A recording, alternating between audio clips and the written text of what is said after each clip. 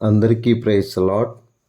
ప్రభువైన యేసుక్రీస్తు నామములో మీ అందరికీ శుభములు తెలియజేస్తున్నాం. ప్రియమైన వారలారా, బాగున్నారా? ఈ సమయంలో రండి దేవుని వాక్యం దగ్గరకు. లూకాసు వార్త 12వ అధ్యాయం. లూకాసు వార్త 12వ అధ్యాయం 23వ వచనం చదువుతున్నాను. ఆహారము కంటే ప్రాణమును గొప్పవి కావా? ఆహారము కంటే ప్రాణమును గొప్పవి కావా? ప్రాణము. నా ప్రియ దేవుని బిడ్డలారా, నిజంగా దేవుని యొక్క మహాదయను బట్టి ఈ భూమి మీద దేవుని దయ వల్ల బ్రతుకుతున్నాం. దినదినము ఆయుష్ను దేవుడు పొడిగిస్తున్నాడు. ఒకవైపు మన జీవిత కాలం తగ్గిపోతూనే ఉంది. ఇది యేసుప్రభు వారు తన శిష్యులతో మాట్లాడుతున్నాడు. ఏమి తిందుము, ఏమి త్రాగుదము, ఏమి ధరించుకుందాము అని మీరు చింతపడద్దు. ఇప్పుడంతా కూడా ఏమి సంపాదించాలి, ఎట్లా, ఏంటి అన్న ఆలోచన కలిగి ఉన్నారు. మంచిదే. అది దేవుని మందిరాన్ని విడిచిపెట్టేంత కాదు, దేవుని విడిచిపెట్టేంత కాదు. అలా చేయకూడదు. అలా దేవుని విడిచిపెట్టి నువ్వేం సంపాదించినా, ఏమి తిన్నా, ఏమి త్రాగినా, ఏమి ధరించినా ఉపయోగం లేదు కదా. ఉపయోగం లేదు. మరి దేవుడు ఇక్కడ కాకుల సంగతి విచారించి చూడండి అని చెప్తున్నాడు. నా ప్రియమైన దేవుని బిడ్డలారా, నిజంగా ఈ కాకి దానికి ఏమన్నా ఉన్నాయా? విత్తవు, కోయవు, వాటికి గరిసె లేదు, కొట్టు లేదు. అయినను దేవుడు వాటిని పోషించుతున్నాడు. మీరు పక్షుల కంటే ఎంతో శ్రేష్ఠులు. ప్రియమైన వాళ్ళరా, అసలు కాకిని ఎవరన్నా దగ్గర పిలిచి గింజలేసే వాళ్ళు ఉన్నారా? దగ్గర పిలిచి మాంసం ముక్కలు వేస్తారా? మరి దేవుడు దానికి ఎలా? దాన్ని పోషించడం కాదు దేవుడు, దాని ద్వారా మళ్ళీ ఏలియాను పోషించాడు. అర్థమవుతుందా? అయ్యో, దాన్ని పోషించడం అంటే ఒక అర్థం ఉంది, సరే ఏదోలే. దాని ద్వారా మళ్ళా నా ప్రియమైన వాళ్ళరా, మాంసము, రొట్టెలు ఎక్కడ దొరికాయి దానికి? ఎక్కడ సాధ్యమైందంటారు? అంటే దీన్ని బట్టి మనం ఏమర్థం చేసుకోవాలంటే, ఆహారము కంటే ప్రాణము గొప్పది.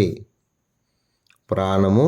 కాబట్టి ఈ ప్రాణం ఇచ్చిన దేవుడు, ఈ దేహాన్ని ఇచ్చిన దేవుడు మనల్ని తప్పకుండా పోషిస్తాడు. మనము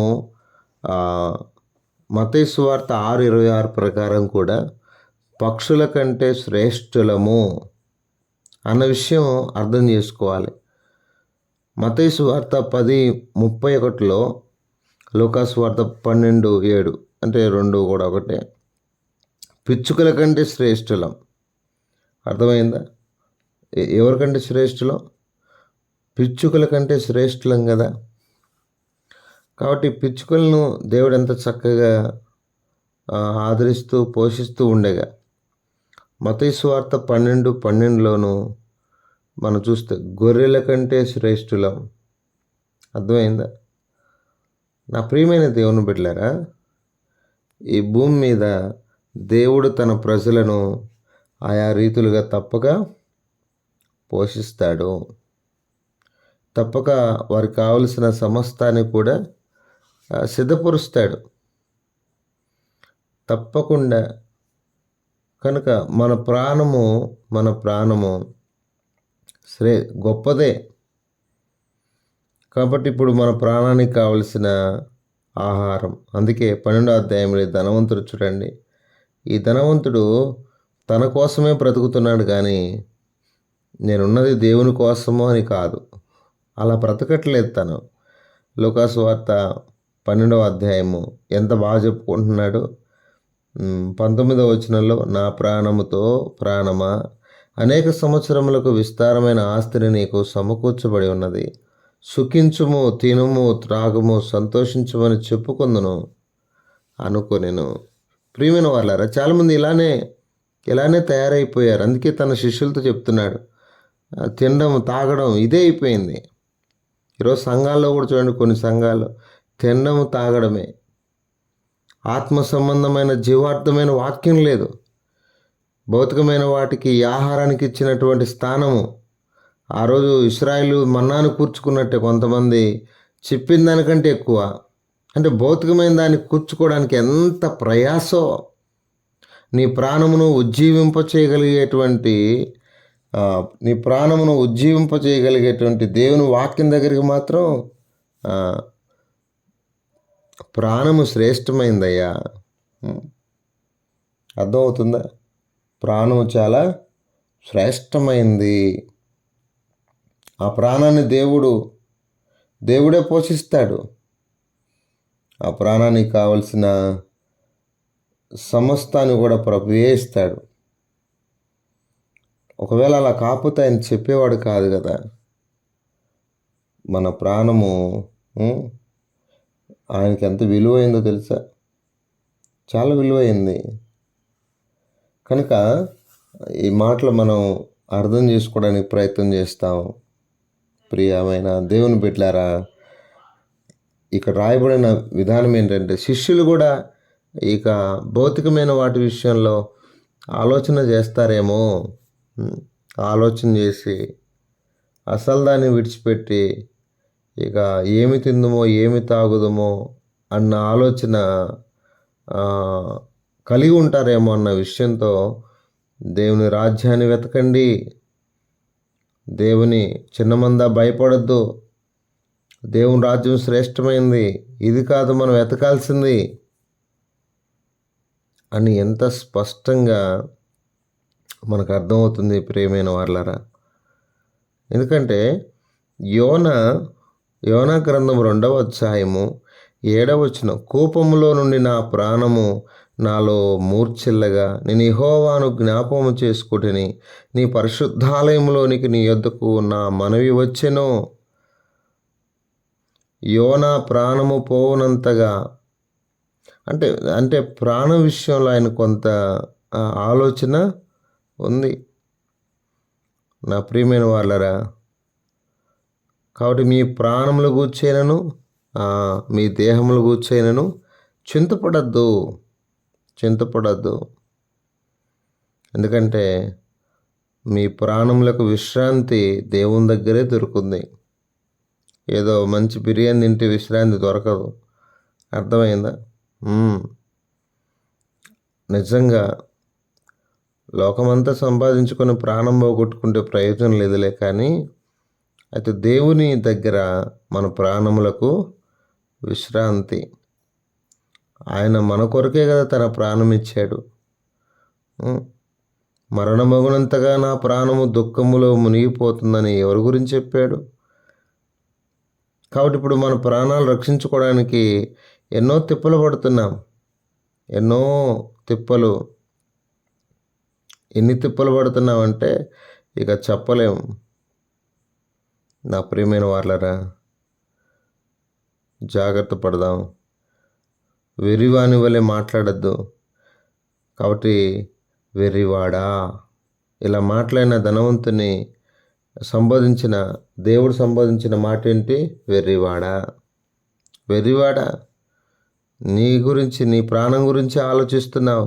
నువ్వు భూమి మీదకి ఎందుకు వచ్చావో, దాని ఉద్దేశం ఏందో ఎప్పుడన్నా తెలుసుకున్నావా? దావీదులాగా ఆరాధన చెయ్యి. నా ప్రాణమా యెహోవాను సన్నిధించు అని చెప్పు. తిను తాగు అనిగా చెప్పాల్సింది నువ్వు. నా ప్రాణమా యెహోవాను సన్నిధించమ్మా. నా అంతరంగమున్న సమస్తమా ఆయన పరిశుద్ధ నామమును సన్నిధించు అని చెప్పు. కానీ నా ప్రాణమా తిను తాగు. ఈరోజు వీటికి ఉన్న స్థానము భూమి మీద. అయ్యో, ఆత్మ సంబంధమైన వాటికి లేవే అన్ని స్పెషాలిటీస్. ఉమ్, ప్రతి ఒక్కరూ తన వారి ప్రాణాన్ని ప్రేమిస్తున్నారు. ఉమ్, ఉమ్, నా ప్రియమైన వారారా, నిజంగా చెప్తున్నా, ఈ భూమి మీద మన ప్రాణంతో చెప్పాలి, ఈ ప్రాణము దేవుని కోసమే. అపోస్తుల కార్యం 20వ అధ్యాయం 24వ వచనం, తుది ముట్టింపు చూడండి, నేను ప్రభు అయిన యేసు వలన పొందిన పరిచర్యను తుదముట్టింపు వలన నా ప్రాణము నాకు ఎంత మాత్రం ప్రియమైందిగా ఎంచుకోలేదు. అర్థమైందా? ఎంచుకోలేదు, ప్రియమైందిగా ఎంచుకోలేదు. ఆయన సేవలో ఎంతోమంది నలిగిపోతున్నారు. ఎన్నో ప్రాంతాలు, ఎన్నో మారుమూల ప్రాంతాలు, అర్థమవుతుందండి, చాలామంది నలగొట్టుకుంటూ ఉన్నారు. తినడానికి సరైన ఆహారం ఉండట్లేదు, కట్టుకోవడానికి సరైన వస్త్రాలు లేవు. అయినా కానీ ఎంతో సేవ ప్రభుని లక్ష్యపెట్టి ప్రభు కోసం జీవించాలని వారు పడుతున్న తపన, ప్రయాస ఎంత గొప్పదంటారు. నిజంగా ఆ దినాల్లో ప్రకటన గ్రంథం 12వ అధ్యాయం 11వ వచనం, తమిచ్చిన సాక్షును బట్టి వాని జయించి ఉన్నారు కానీ మరణం వరకు తమ ప్రాణములు ప్రేమించిన వారు మరణం వరకు, అదేండి, అవును, మరణం వరకు తమ ప్రాణములు ప్రేమించిన వారు అంటే దేవుని కొరకు, దేవుని నామ ఘనత కొరకు ఈ భూమి మీద, అవును, వారు గొర్రెపిల్ల రక్తమును బట్టి తామిచ్చిన సాక్షును బట్టి వారిని జయించి ఉన్నారు కానీ మరణం వరకు తమ ప్రాణములను ప్రేమించిన వారు కారు. అవునండి నా ప్రియ స్నేహితులారా, ప్రాణాన్ని ప్రేమించడం, ప్రాణాన్ని సుఖపెట్టడం దేవుడే ఈ భూమి మీద తన బిడలకు కావలసిన సమస్తం కూడా ఆయన సిద్ధపరిచేవాడుగా ఉన్నాడు. మన ప్రాణములను ఆయన ఉజ్జీవింపజేస్తాడు. గంతులు వేసేటట్టు ఎలా చేస్తాడంటే ఇక చెప్పలేనంతగా గంతులు వేసే విధంగా దేవుడు సిద్ధపరుస్తాడు నీకు కావలసిన సమస్తాన్ని కూడా. కాబట్టి మనం చేయాల్సింది ఏంటంటే ఆయన గురించి, ఆయన యొక్క ఏర్పాట్లు ఎంతో ఉన్నతమైనవి. ఆయన రాజ్యాన్ని గురించి ఆలోచించాలి తప్ప ఏం తినాలి, ఏం తాగాలి, ఏం ధరించాలి. కొంతమందికి రేపు ఆదివారం ఇది అంటే రోజుకి అంత భౌతికమైన వాటిని ఆలోచిస్తూ ఉంటారు. అలా ఎప్పుడు చేయొద్దు. ప్రభు మీద ఆధారపడుతూ, ప్రభుని ఘనపరుస్తూ చక్కగా ముందుకెళ్దాం. అట్లు ప్రభు మనల్ని ఉన్నతమైన విధానంలో సిద్ధపరచునుగాక. ప్రార్థన చేసుకుందాం. పరిశుద్ధుడైన తండ్రి, కృపగల దేవానికి స్తోత్రాలు. మీరు ఇచ్చిన ఈ మంచి సమయాన్ని బట్టి చూపిస్తూ మా ప్రియుల కుటుంబాలు దీవించండి, ఆశీర్వదించవలసిందిగా ప్రార్థన చేస్తున్నా. ముఖ్యంగా మా ప్రాణములను ఉజ్జీవింపచే దేవుడు నాయన. నా ప్రభు, ఆహారము కంటే ప్రాణము గొప్పది. ఈరోజు చాలామంది ఆహారం కొరకు ఎంపలాడుతున్నారు. ఆయన ఏదో తినాలి, త్రాగాలి, ధరించాలి అని. మేము అలా కాదు ప్రభు. నీకోసమే, నీ మహిమార్థమై ఆయన మా ప్రాణం ఉన్నంత వరకు నీ కొరకు మేము జీవించడానికి కూడా సాయం చేయండి. ఆయన మా ప్రాణమును ప్రియమైనదిగా ఎంచుకొనక నీ కోసమే జీవించడానికి కూడా సాయం చేయమని ప్రార్థన చేస్తున్నాం. కొంతమంది ప్రార్థన అవసరాలు కోరారు, వారి కొరకు కూడా ప్రార్థన చేస్తున్నాం. దయమడిన తండ్రి, కృపగల దేవ, మీరే సాయం చేయండి. వారి ప్రతి అవసరత, అక్రత ఆశీర్వాదకరంగా చేయమని ప్రార్థన చేస్తున్నాం. మా ప్రియ సోదరి వెంకటలక్ష్మి అక్క కొరకు, నాయన తన యజమానుడు ఇస్సాకన్న కొరకు ప్రార్థన చేస్తున్నా. వారి మధ్య ఉన్న సమస్యలు తొలగించండి. మరి వచ్చిన పిల్లలు స్నేహ, జాన్ కానిల్, వారి కొరకు ప్రార్థన చేస్తున్నాం. వారి భవిష్యత్తును దీవించండి, ఆస్వాదించమని ప్రార్థన చేస్తున్నాం. నేను బ్లెస్ కీర్తన కొరకు ప్రార్థన చేస్తున్నాం. బిడ్డల భవిష్యత్తును మీరు దీవించండి. ఆ ఆరోగ్య విషయంలో, వేరే సొంత ఆరోగ్య విషయంలో సహాయం చేయని దేవా నాయన హానోక్ బ్రదరు వారి యొక్క బావగారి కొరకు ప్రార్థన చేస్తున్నాం. మీరే కనికరించి కృప చూపండి అయ్యా. సహోదరుని యొక్క ఆరోగ్య విషయంలో కూడా సాయం చేయండి నా తండ్రి. అంతమాద కెవిన్ జాబ్ విషయంలోను నేను శ్రీను సహోదరుడు నేను చెంగల్రాయలు మారు మనసు కొరకు ప్రార్థన చేస్తున్నాను. మీరే కనికరించండి, కృప చూపండి ప్రభువా. ఆయన సహాయం చేయండి. చెల్లి షారా కుటుంబాన్ని, తల్లిదండ్రులను, తనకిచ్చిన బిడ్డను మీరు జ్ఞాపం చేసుకుని కనికరించమని ప్రార్థన చేస్తున్నాం. ఆయన సంతోష్ కుమార్ తనకు జాబ్ విషయంలో కూడా ఆయన స్కూల్ నుండి ఫోన్ కాల్ రావడానికి కూడా సహాయం చేయని దేవా. రవీంద్రనాథ్ తన కుటుంబం కొరకు ప్రార్థన చేస్తున్నాం. శివకృష్ణారెడ్డి నాయన జ్ఞాపం చేసుకునండి నాయన. నా ప్రభా రమాదేవి రెడ్డి నాయన, రవీంద్రారెడ్డి అన్న నాయన జ్ఞాపం చేసుకునండి. వీళ్ళందరి కొరకై నాయన మనోతేజ్ రెడ్డి నాయన కొరకు ప్రార్థన చేస్తున్నాను. లిఖిత కొరకు ప్రార్థన చేస్తున్నాను. మీరు కనికరించి సహాయం చేయండి నాయన ప్రభువా. నాయన అంత మాత్రమే కాదు నా ప్రభువా. నాయన ఎవరు ఒక సహోదరి నాయన కోరుతూ వచ్చింది, నాయన జ్ఞాపం చేసుకునండి. వారి హస్బెండ్ నాయన కింద పడి నాయన ప్రభా నాయన లెగ్ నొప్పి నాయన కాలు నొప్పితో బాధపడుతున్నారు. మీరు కనికరించవలసిందిగా ప్రార్థన చేస్తున్నాం.